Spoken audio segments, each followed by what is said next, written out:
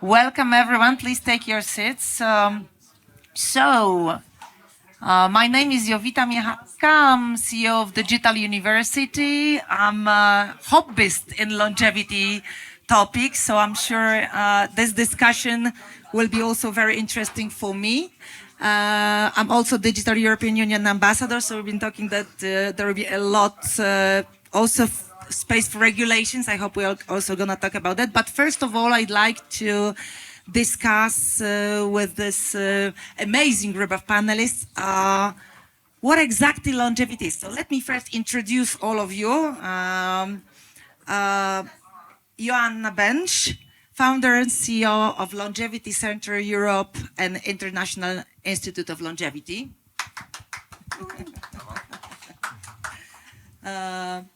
We also have Christina Michael, founder of the St. Moritz Health and Longevity Forum. Peter Ward, founder and CEO of Humanity Inc. Welcome. And Łukasz Rzeczkowski, founder and chief commercial officer of Longevity. Good morning. Huge representation from Longevity. Wonderful, wonderful. So we need the energy, guys. So maybe let's start. Let's have a warm up. I'd like every one of you to just say in a few words what you're doing and what are you bringing to the longevity topic. Shall I start? So Łukasz Rzeczkowski, Longevity is an AI-enabled drug discovery company focused on age-related diseases.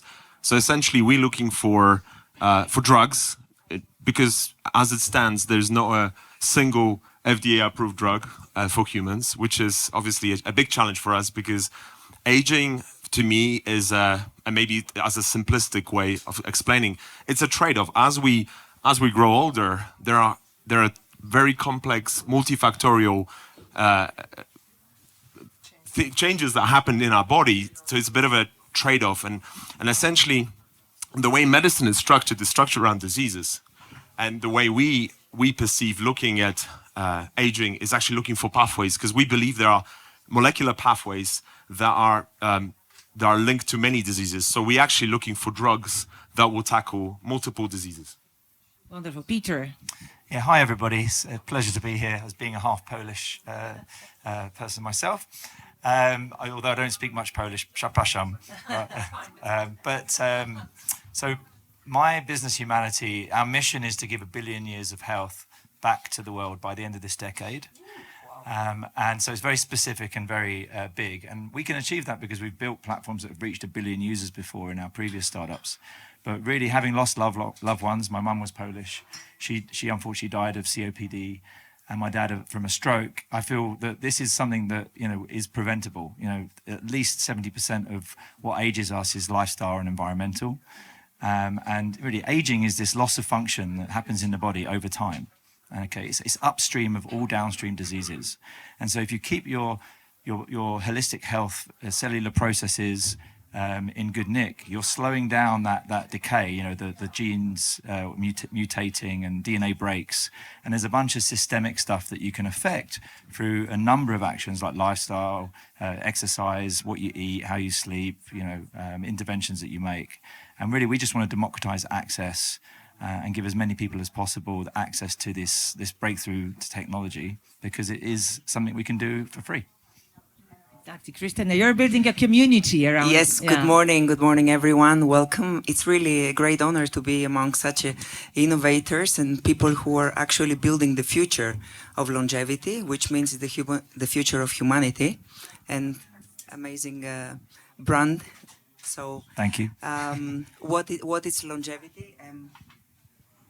Can you hear me? Yes. Yeah. So what is longevity? We know longevity as extension of the life spans, but also extension of the health span. So we aim, all of us together, to bring healthy years to our life so we can enjoy our life, our children, our grandchildren, potentially our communities, our partners. How we can do that? There are many, many ways. We did not discover what longevity is. Longevity goes back in many centuries. Egyptian, Chinese, Greeks, Indians, they all knew, and they were all looking to find the keys to immortality.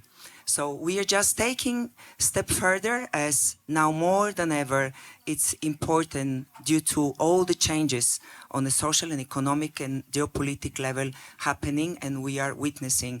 It is fact that by 2050, 1 out of 6 people will be over the age of 65. So we can understand all the challenges of the healthcare system, of the pension fund system, of the security system, of the social economic system that we are about to face. So as we are entering in a digital era, we need to be prepared for many challenges. And one of these challenges is the one of aging world. And I didn't mention also the decrease in birth rate as well.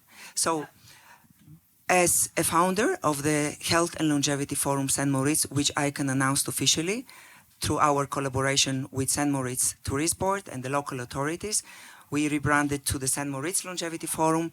Our platform plays a role as a nexus to cutting-edge research, innovation, and what we aim is to bring the most legitimate scientists, companies, institutions, decision makers, policy makers, visionaries, thinkers, and people who are actually pushing the boundaries of our human existence. The forum is happening once every year. It's an annual event. Mm-hmm. It takes place in the third week in September. And this September it will be really remarkable event. I will tell you more about it, and I look forward to welcome you there. Ah, yes, obviously. Thank you so much. Joasiu, you're running two incredible holistic approach longevity clinics, one in Poland and one here around the corner in Zurich. Can you tell us a little bit more about the philosophy behind the clinic, the holistic approach, what you're doing exactly there? I think in terms of this panel, we are very aligned in terms of what longevity is, so I don't have to repeat it. We are all about healthspan. So what my clinics do, we take actually the newest research and what is already available in technology, in what we know from hallmarks of aging, everything that Łukasz said about all those, let's say, reasons why we age. And we converted into a medical service, but also not only medical, because I'm also running International Institute of Longevity, which is actually an association of longevity clinics, and we organize an annual event in California for clinics to really discuss where longevity should be going in terms of the medical implementation. And I think this is really, really important because there's a lot of snake oil in this sector as well. There are many people telling us that we will live forever, that there's a lot of technologies that are being used called longevity that have nothing to do with the science, that it's actually also proven to be right. So we use different biological ages, we use different biomarkers that are already available and approved, or at least scientifically approved, that we can really see results of our interventions, recommendations.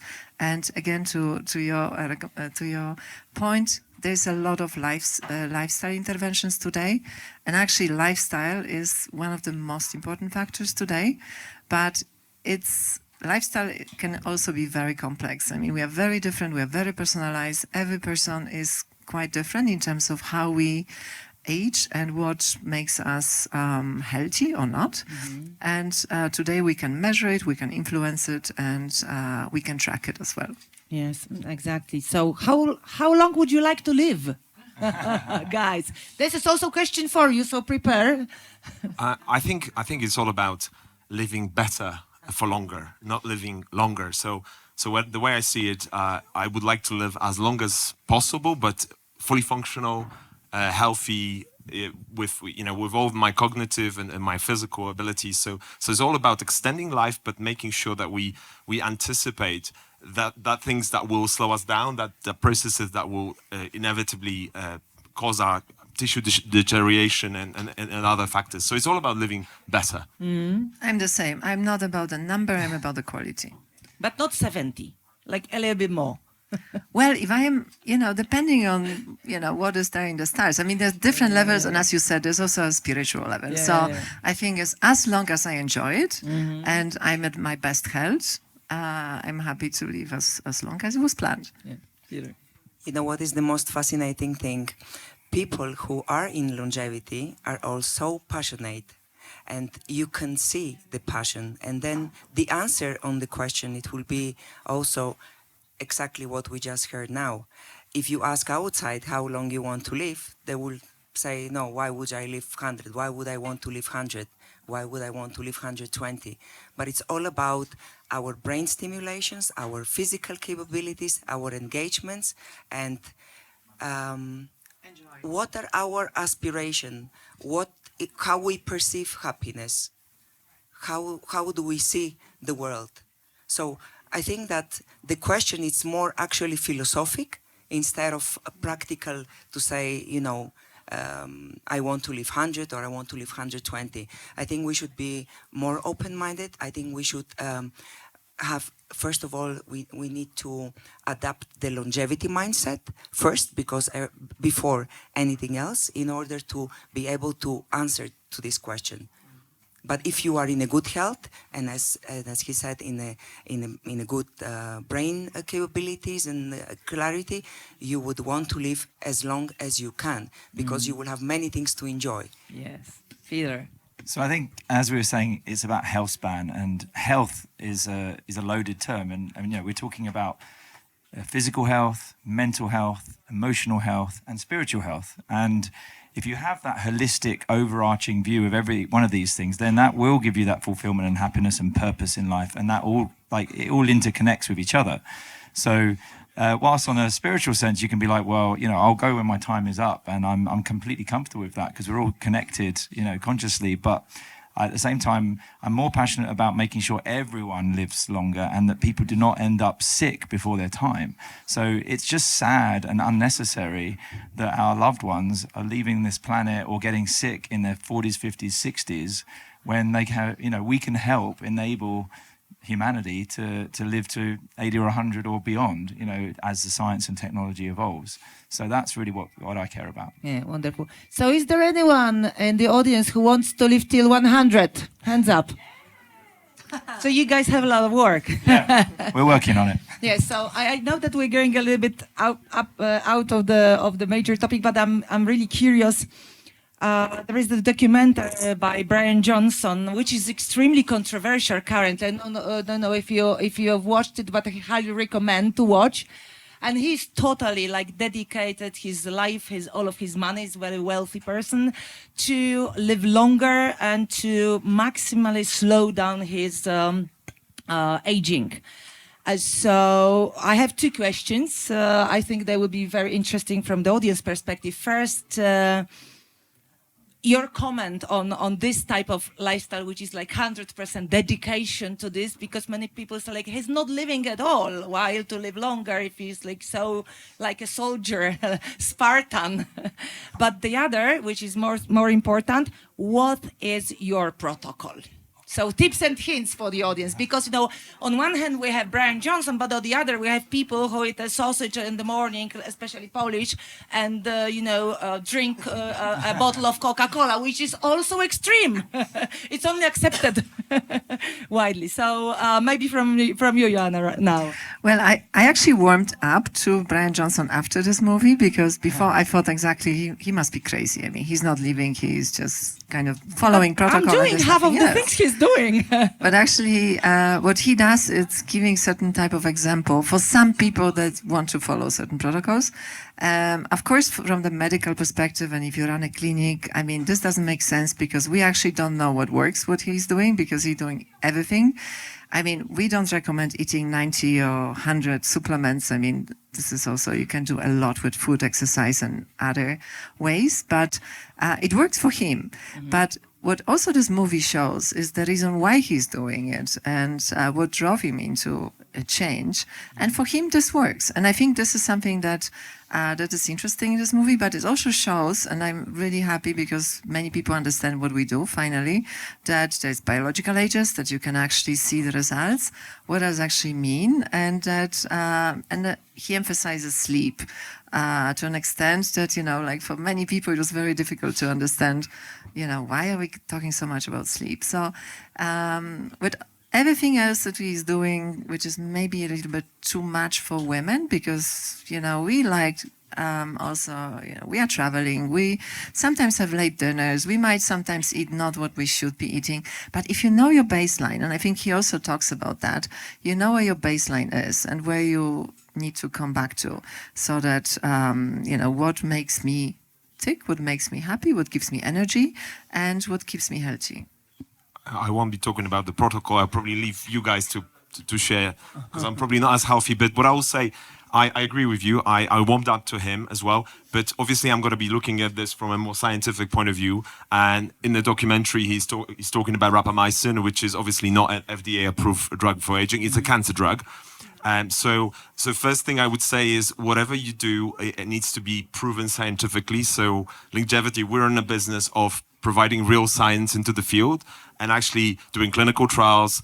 And let me explain why there's no FDA-approved drug for aging till today. Is because you have to show a clear mechanistic connection to a disease. So the way we, for instance, approached it, looking at pathways, we discovered with our first therapeutic a first ever a pathway to block cell necrosis, which links to many diseases. And essentially, there is in our clinical trials that we're gonna move to phase 2 soon. We'll be because there is a clear, direct mechanistic relationship between necrosis and kidney aging. So that's what we're going to be doing in our clinical trials. Our drugs are called antinecrotics. So the same way antibiotics are focusing on bacterial infections, we will be tackling cell death and tissue degeneration. What I also would say is there is Andrew Steele in the documentary talks about, if you've got so much money, then why don't you put the money into clinical trials, let's say for metformin. So I would say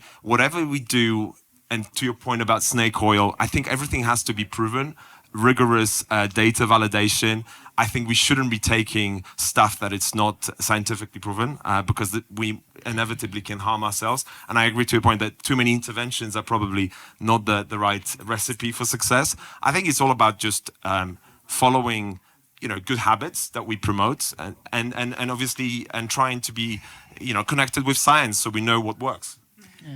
So I'm going to be slightly contrarian here because, look, I have a huge amount of respect for Brian Johnson and what he's trying to do. I disagree with him in his approach, and that's because a few things. First of all, it's ideological around not dying, and I think that we need, without death, we don't have birth, and I think there's a spiritual element which is missing around his philosophy and ideology and slightly cultish-like behavior. I also think that the idea that you have to spend millions of dollars to work out how healthy you are, I think, is also incorrect.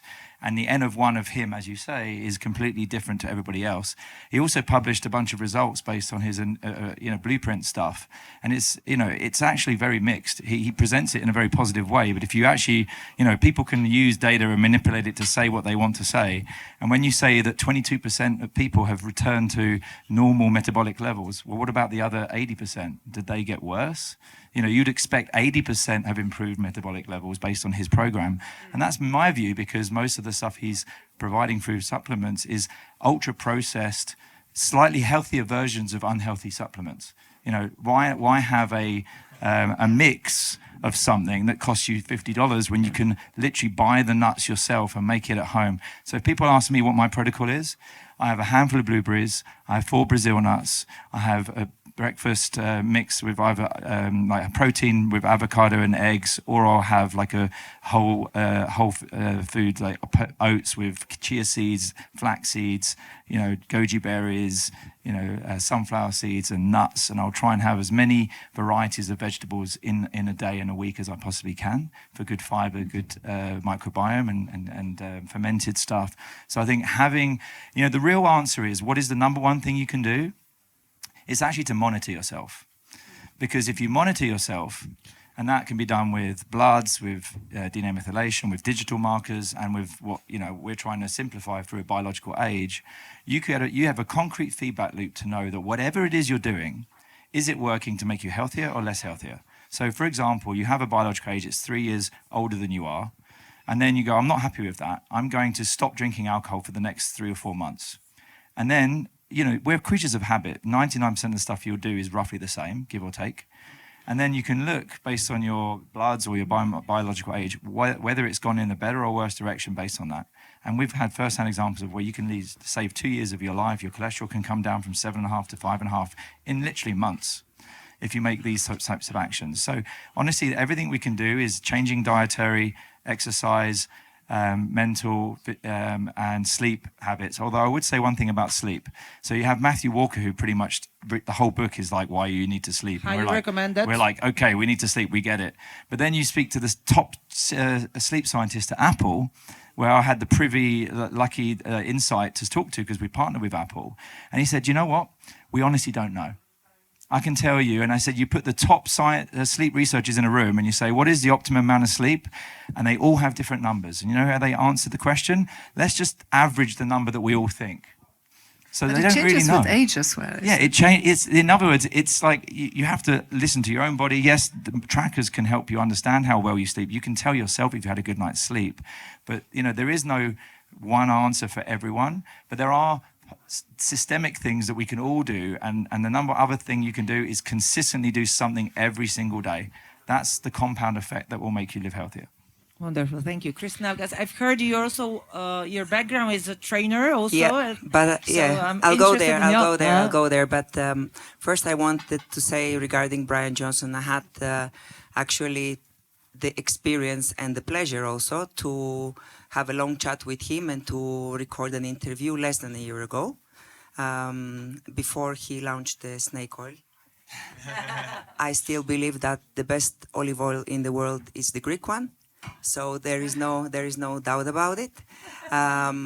When it comes to holistic health, ancient philosopher Pythagoras was the one who was preaching the foundation of holistic health we know now, balanced life.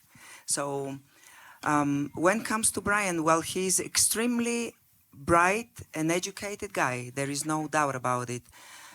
What I think from my perspective, I think I will need more time to reflect on everything he's doing as to have more diplomatic answers, because we are also in Switzerland, we have to be a little bit more diplomatic. But it's Polish house, you Yeah. can say anything you want. Do I believe that this is doable, that is efficient, that can be applied in a global scale? I have my doubts. Mm-hmm. And like myself, many doctors, they have their doubts, and researchers.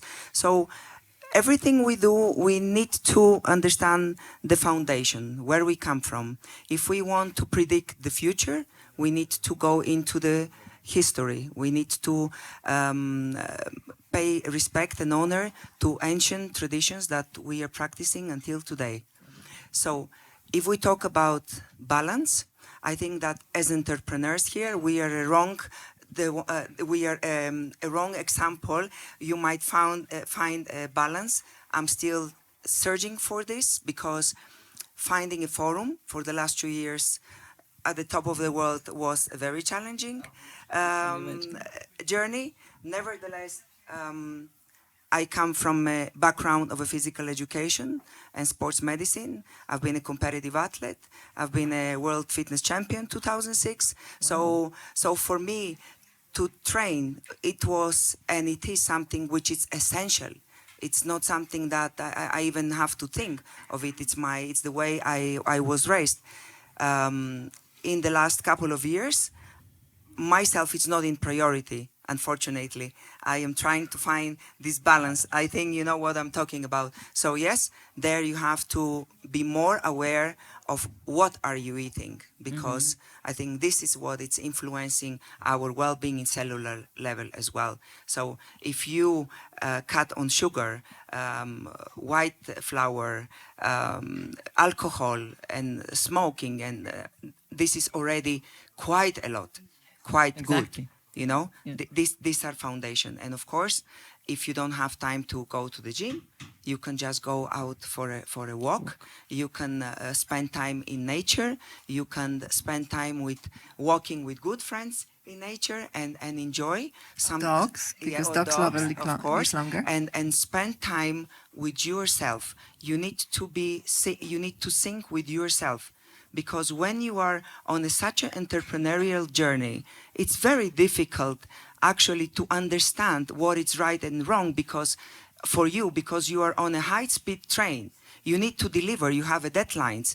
I go to the gym and then phone calls are starting, and I said, okay, so I get my tower and then I leave. Is it right? And I asked Brian Johnson, what do you think on this? He said, you have to put yourself in priority no matter what, because I was doing exactly the same. And I realized that it's wrong. If you work more hours, it doesn't make you a better entrepreneur. You need to find a balance. But of course, at the beginning, it's very difficult. We know what we have to do, but do we do what we know? This is the question. So here I would more reflect, and in moments like this, I would like to go more into the emotional state, more into the spiritual self, more into what I am doing, what I want to become, what I want to achieve, what are my aspirations, what is the impact I want to create. You can buy many things in life. You can buy everything, most probably, but you cannot buy passion.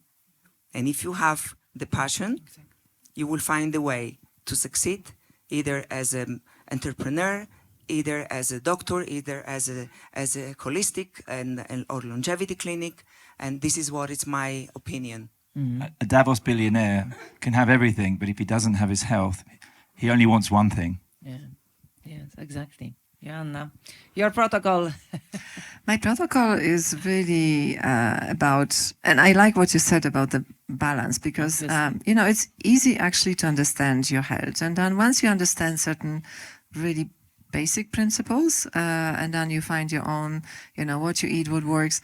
Another thing is for women and for men, we work a lot with gender medicine, and we meaning women are much more complex than men. I don't know. Agreed. And it's also because most of the drugs that we use were tested only on men. Yes, exactly. Not to mention metformin and others. Especially Polish women, may I add, sorry. Yeah. You mean complex, yeah. No, but in general, we have our cycles. We have, we are driven by our hormones. So even intermittent fasting works differently for men and women. And for women in different times of in different moments of our cycle, it's easier or more difficult for us to start intermittent fasting. So I think these are some of the areas that we definitely are interested in, but my own protocol is really more about my personal growth as well. Because, and I think this is the most fun, because for me also longevity is not only about how long I live, but also about personal, kind of the internal glow. It's not about Botox or any other, but it's really, if somebody is healthy and happy and really balanced, as you said, you can see it, and it's kind of, you see it on this person's aura and skin, and you want to be with this person. So it's something about really personal development as well, and combination of those factors: health, my personal growth, my emotional growth, and also spiritual. And Christina already last year also started this in her forum. We started this in our longevity clinic forum. We invited also this aspect of spiritual longevity, which is as important as anything else, what you eat or what you don't eat. Mm-hmm. And dogs, because I mentioned. This is my protocol. I have 2 dogs, yeah. And for me, this is kind of the most important balance. Mm-hmm. I mean, there's nobody in the world that is so happy to see me as my dogs when I come back home. So I think this is, and there is actually proof that dogs owners live longer. Because you walk in nature more, and you feel obviously love. Yeah. One thing I would just add is, obviously, I love what you guys are talking about, and I so relate to that. The sad reality is that we're still dying of multifactorial diseases. So 100 years ago, we were all dying of infectious disease. These days, we're dying of multifactorial disease. I mean, my previous business, Trusted Doctor, we were trying to solve cancer, which is, you know, already a terminal disease. And to my mind, I was really inspired helping people around the world, but equally I was disheartened because I was thinking to myself, how do we anticipate these because we could all do what you just said, and we can still get cancer, we can still get other diseases. But we don't have to also, isn't it? It's just imagine the stress factor. No, exactly, of course, and inflammation. And I guess what inspired me to set up Longevity is actually, you know, how do we pinpoint some of these pathways? How do we find drugs that we can intervene, maybe prior to experiences in diseases? So for instance, in our 18 months of running, we found this new therapeutic antinecrotic, and we're now on track to really to change the way we decelerate aging in kidneys. So right now, for instance, NASA approached us because, well, they've realized actually astronauts, when they go in space, they get accelerated aging because of the microgravity and radiation. So then we start like looking into this, and we realized that this necrosis pathway that we discovered actually inhibits the accelerated aging. And would you believe it, 25% of all the admissions to ICU globally, they get some form of kidney damage. So I'm in a business of creating drugs that are for multiple diseases, not just one, because actually the traditional pharma is one disease, one drug, and traditional even sort of discovery is like, we will either synthesize different, we'll screen different molecules. What we say is we have a very novel approach into how we map medicine, molecular pathways, and then we look for drugs to intervene, drugs that will have multi-use, so we can do this across different diseases, and that really has inspired me. And one thing I can add is, I guess, maybe we'll be talking about the fact that the longevity in healthcare sometimes the access is a problem, right? So for me, it was like, how do I create something that is for everyone? So actually the therapeutic that we discovered is a formulation of two repurposed drugs. So actually the drugs that exist, in combination, they have this new effect. So, and when I look at this in terms of the drug development, we've accelerated it, so we don't have to spend millions of pounds to millions of dollars to and years to do this. And equally, we can give these drugs to the people, and we can affect the big population. Because again, I think what you just said is absolutely right. We should be healthy. We should screen. We should connect all the spiritual and physical aspects, but we should also, think about the diseases that can affect us later on in life. But I think to that point, we are not saying that we are not. I mean, we are looking at hallmarks of aging, and for me, this is one of the most inspiring, actually, fact, because we are trying to understand and measure all the hallmarks of aging, as many as. Today, I think most of them we can measure. And we know that if we look at them in a kind of detailed way, we can avoid some of those chronic diseases. We know that inflammation, for example, is the cause of most of the diseases you mentioned, exactly. Whether this is cancer or Alzheimer's. And if we can understand how to react early enough, whether with lifestyle, but definitely with certain interventions, I think this can also change a lot in how we live. Yeah. So, guys, my next question is a little bit about the future, but short term. So, how you see the development, and what are the from your perspective, what you believe are the most important breakthroughs that will happen within the next 5 years, that will have the most substantial effect on longevity? I can go. You want to? So given the North Star mission of a billion years, we started thinking we just need to democratize access by building a consumer app. So we got to a few 100,000 users, but we weren't seeing it scale virally like we were before. So we pivoted to the science a lot more, and we figured, what is the one thing that everybody does so we can get to 1 billion plus people? And we realized everyone gets a blood test, even if it's just a simple blood test from the doctors. And not everyone's going to spend $500 to get an advanced test. So how do we make every blood test a feedback loop to give you an understanding of your aging? And we turned to AI to solve this problem. And we partnered with Imperial College, who are here, and they're a great collaborator, by the way.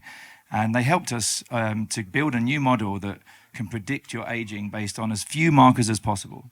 And so what was astonishing to us is we discovered that with as little as 4 biomarkers, any 4 from a panel of 57, we can predict your aging 11% more predictive than PhenoAge, which was the known blood aging model that the clinical trials are using to measure aging from that.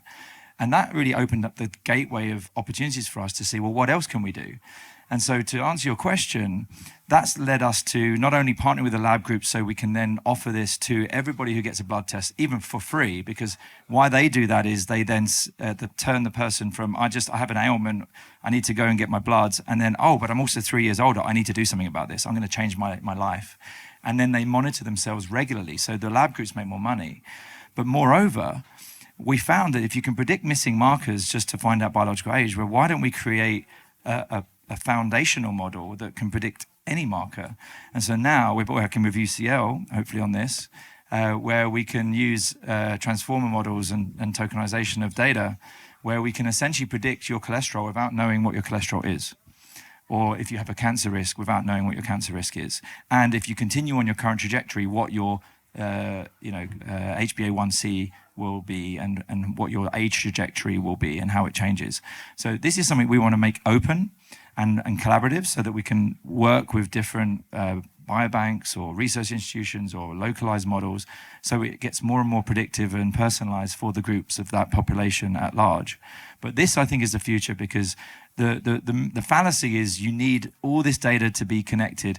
We used to think we just need federated frameworks, which is very hard to do in practice. Yes, we should do that, but we should also understand that you can take sparse and varied data sets and looking at the architecture of the patterns of movement, patterns of data points together, you can create incredible insights and predictions for humanity. So preventative health, personalized health will be transformed through AI, and we're working on that. Wonderful. Christina, Joanna. I think I was inspired a bit by what you said, because on one side, and I can say about therapies like gene therapies and stem cell therapies, we are following them, but at the moment, there need to be protocols on when do we use them, and they're not yet there, and there's not enough data on that, and therefore they're not really yet allowed in Europe or in the US. But to your point, and I think what is really important, despite so many different progresses that we have and so much data and information about we already know what makes us live longer, there's still going to be people that will smoke, that will not follow the procedure of, Free what will. is, and, and therefore we need certain type of regulations to inspire, for people to actually be incentivized to use some of those, best practices. We see on the cigarette box, I mean, the photographs of what can happen is bigger, but people still smoke, and it doesn't stop them from smoking. Yeah. And they get used to this, packages. Exactly. So, I mean, and we know that quitting smoking is adding many years to your lives. I mean, in general, but definitely this is one of the problems. But there's no regulations yet. So there's a lot of discussions with insurance companies, with governments on how we can actually implement this as a regulation, as a standard of living, because there's also data that there's many patients in this context, because we don't use the word patient, we rather say clients, but there's many people that had heart attack and they don't take medicine after the heart attack, although they know that they would die. Still they don't do it. So there will be always people that will choose not to live healthy. But I think we have what is amazing now, even since 5 years ago, there's really a lot of information now, what is proven, what is not proven, and the access to what you can do at home without paying $2 million for it. Yes. I think it's enormous. It's just on the other side, there's a lot of self-appointed experts as well. So therefore, in terms of clinics, doctors that are focusing on longevity medicine, we are trying to formalize association. There's one association for doctors, Healthy Longevity Medicine Association, and there's one that we are doing with clinics, that we really bring together clinics that are doing responsible medicine. And I think these are some of the important movements for people to know what to choose and what not to choose. I would just say, in terms of the innovation that's happening right now, there's never been a better time to be in biotech.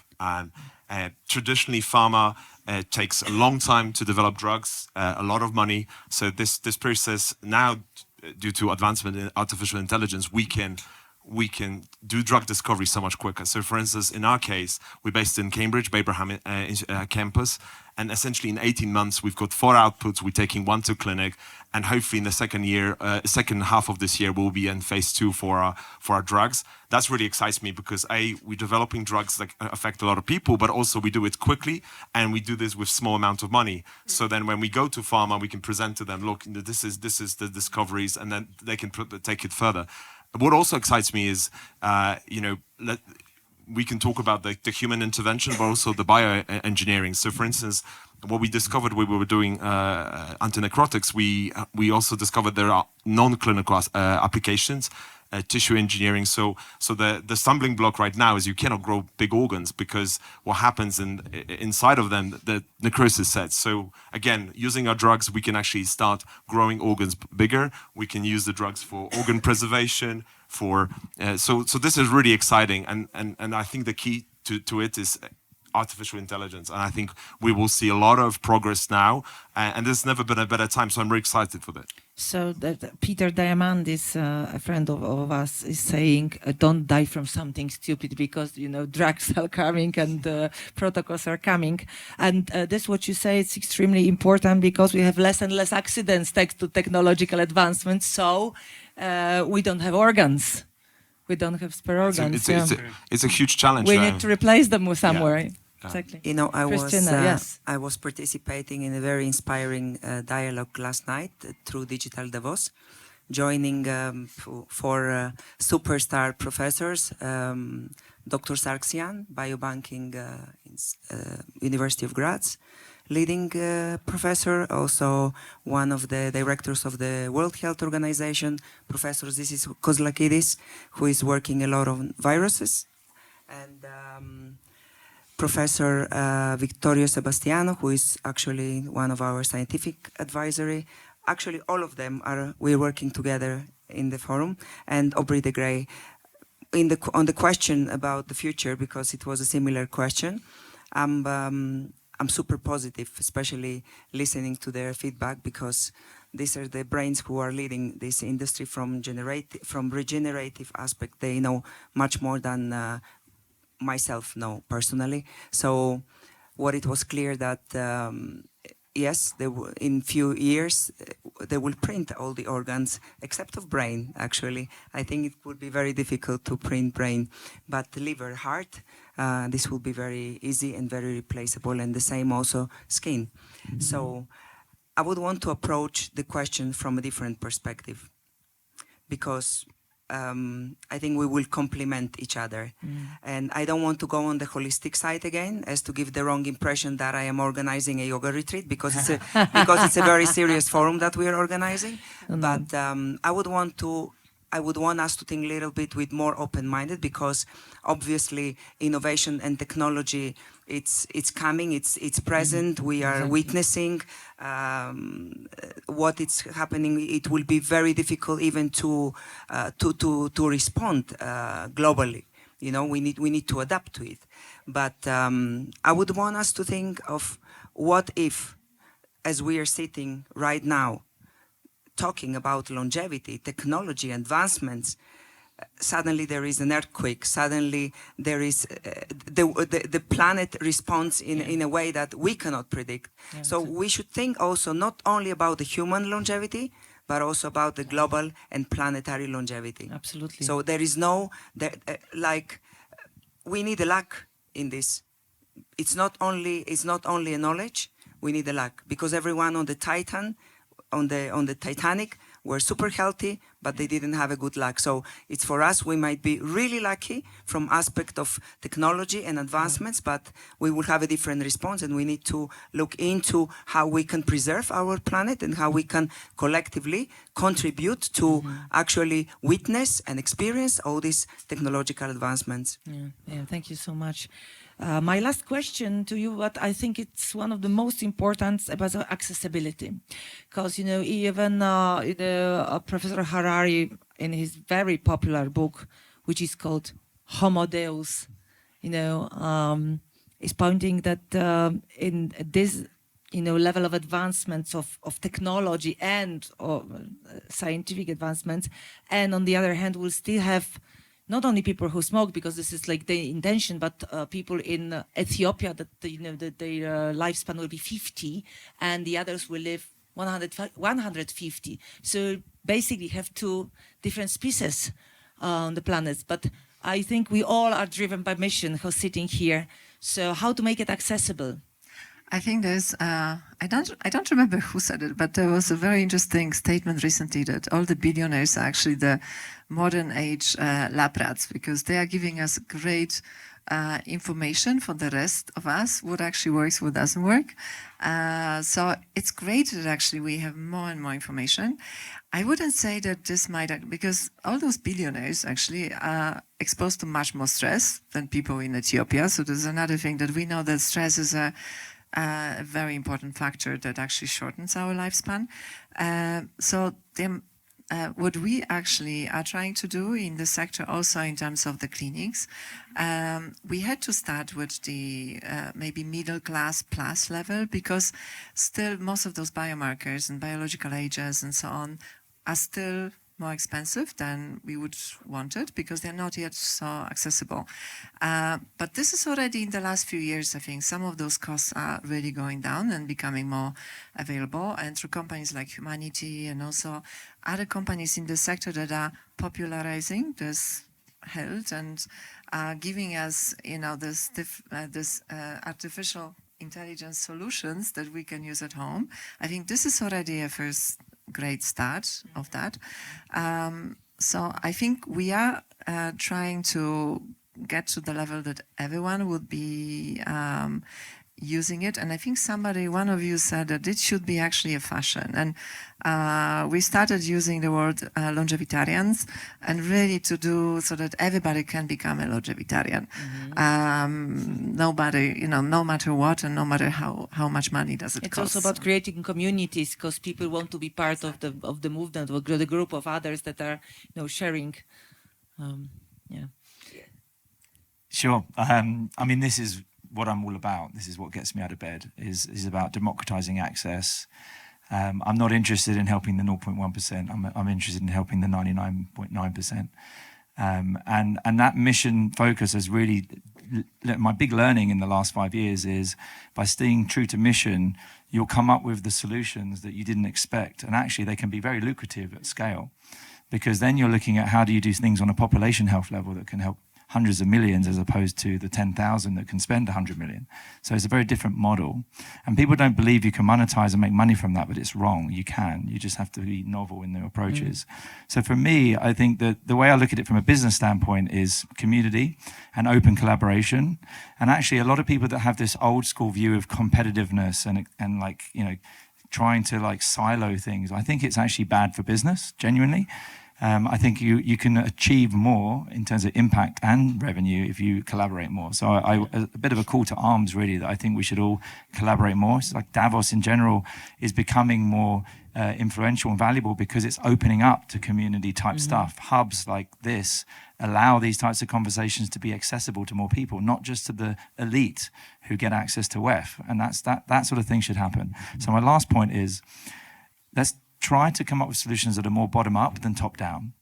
Elon creates the supercar that then creates the people car, and that's a very good business approach. And by the way, we need that. That's why we need the longevity clinics. We need the billionaires to do the top down stuff, because we will get insights from that.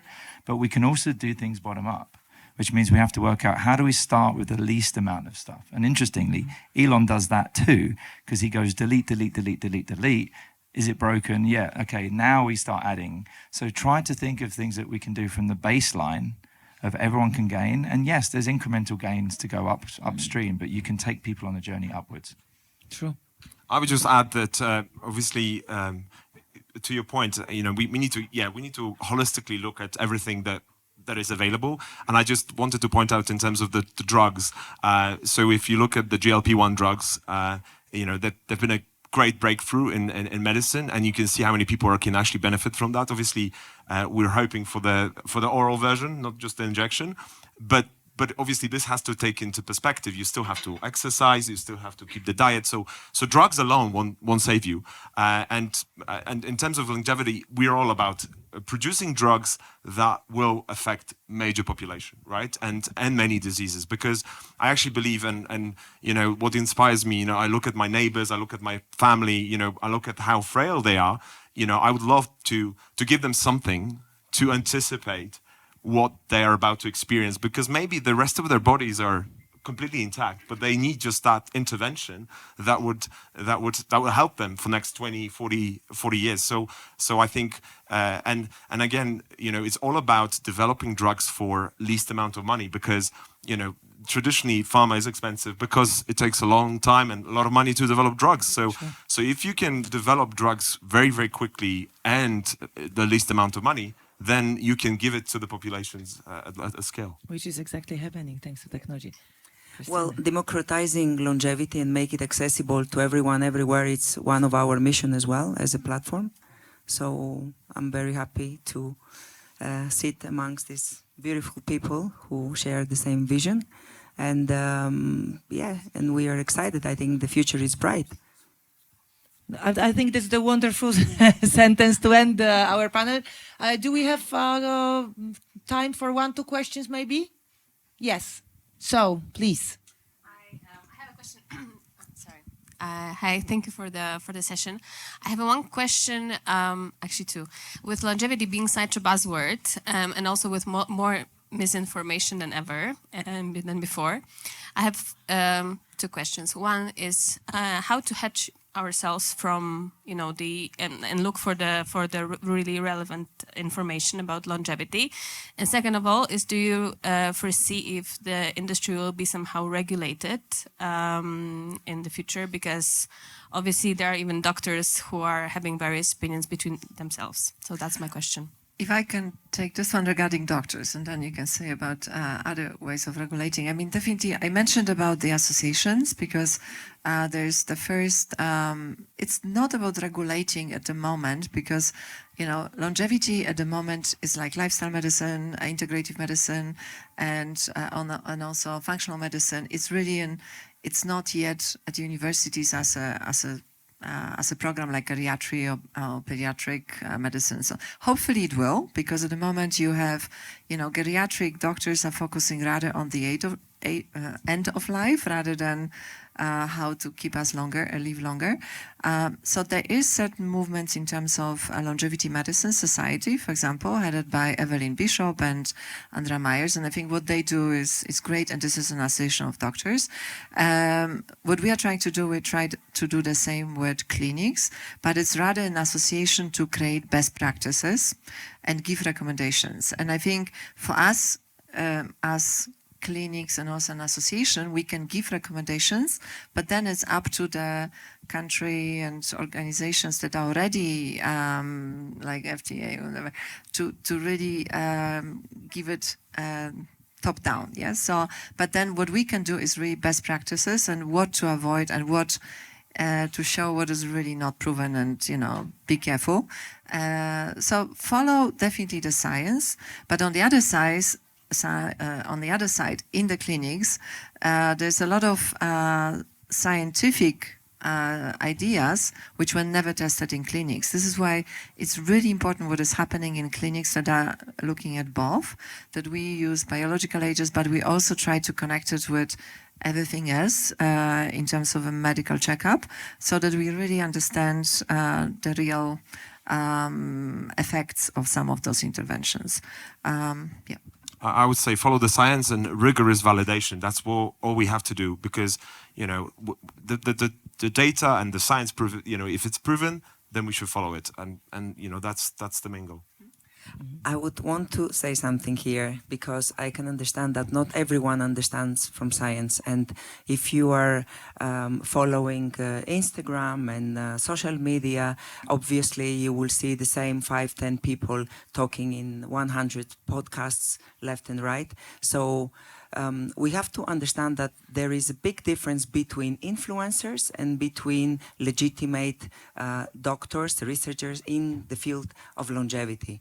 And I promise to you that on our platform, we will always have the most legitimate scientists, no influencers. We already did it. No compromise. So it's also about the picking right content, which is proven. If we really want to democratize it, then people really need to be really self-educated, very, very well. So you have to give a little bit more time because, as you said, longevity, it's a buzzword, but longevity, it's actually already something that many are working decades already. But I mean, you're right with education, because we know we don't teach it on the primary school level, for example, how to really... fact-checking even, be more healthy. Yeah. Yes, but also be more healthy, like the basis, mental health. And, many of us have heard of Peter Adier as a good example. He is a doctor. And by the way, the interesting thing about people that follow things like longevity and they go, oh, I've read Outlive, and then they literally become, this is exactly my protocol. And I think that's the gap that there's, because the problem is someone like Peter Adier is really knowledgeable on very specific things, particularly cardiovascular health and data. But then he then has opinions on things, and then people don't see the difference. So they take the opinion as gospel too. And it's like when you've read 20 of the longevity books, you start to see the patterns in the differences, right? Some people are good at some things are other. And there is a bit of a minefield, I agree. But I do think, to your point, Łukasz, I think that make sure that any kind of thing that you're doing, protocol or otherwise, make sure it's validated in the science. There should be papers that are in well-respected journals, and they should be publishing their results. And then even then, look at the sample size, look at the confounding factors, because a lot of the times these things get cancelled out when they do a subsequent study. And so that's why things like metformin is still not being advocated, because it has deleterious effects, and it's not conclusive that this is improving. People still take it, right? People still take it almost just in case, which is the entire supplement industry. Let's be honest. I feel just in case. Yeah. But in this case, I think it's very important that we communicate the knowledge in the right way, because if you follow the journals you mentioned, mind you, majority people, they will not understand. So doctors need to find a language that they can translate science, and this is the most difficult thing, the most challenging, but also the most important, because the knowledge has to come accurately to people that don't know the scientific level. Thank you so much, guys. Joanna, Krystyna, Peter, Łukasz. I think they deserve a little bit of warm... Thank you for coming.